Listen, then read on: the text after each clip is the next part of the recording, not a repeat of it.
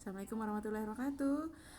Baiklah, kali ini kita membahas tentang mata pelajaran atau mata kuliah ekonomi syariah yang merupakan pertemuan kedua. Nah, adapun pokok bahasan yang akan kita bahas itu berkaitan dengan sistem ekonomi yang ada secara global atau dunia, terus 5 prinsip dasar daripada transaksi syariah, terus istilah-istilah di dalam syariah dan perbedaan ekonomi Islam dan ekonomi konvensional, serta kita akan membahas juga lembaga ekonomi syariah yang ada di Indonesia tentunya dan ekonomi Islam yang ada di tengah masyarakat global.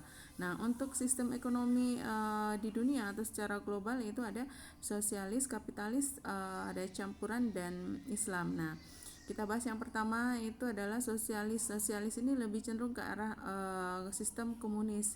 Nah, di sini tidak adanya kebebasan individu dalam hal aktivitas ekonomi. Jadi di sini adalah mengutamakan kepentingan bersama. Bersama di sini lebih merata. Nah, untuk di sini tidak diakuinya kepemilikan pribadi dan negara bertanggung jawab dalam mendistribusikan sumber dan hasil produksi ke seluruh masyarakat. Itu yang sosialis dan komunis ya.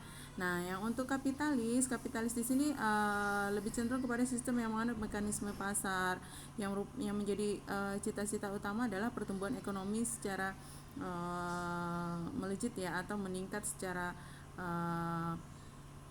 menyebar ke permukaan atau kepada lingkungan masyarakat yang dengan mengakui atau setiap individu itu boleh melakukan kegiatan ekonomi dan diakuinya juga kepemilikan pribadi. Dan di sini untuk kapitalis itu yang berperan aktif atau yang berperan besar itu adalah pemodal besar. Nah, untuk pelaku usaha yang bermodal besar. Nah, bagaimana dengan sistem ekonomi campuran di sini adalah perpaduan antara kapitalis dengan sosialis. Nah, di sini banyak yang diminati atau terjadi atau ada sistem yang ada di beberapa negara tentunya.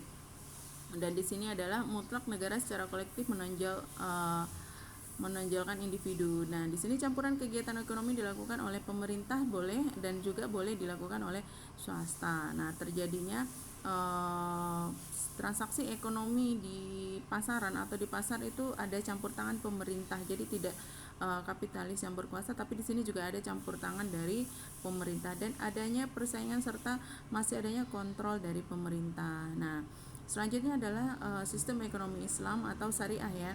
Nah, sistem ekonomi Islam ini biasanya berbeda dengan kapitalis, sosialis maupun komunis tentunya. Dan di sini bukan berada di tengah-tengah ketiga kegiatan ekonomi tersebut, tapi sangat bertolak belakang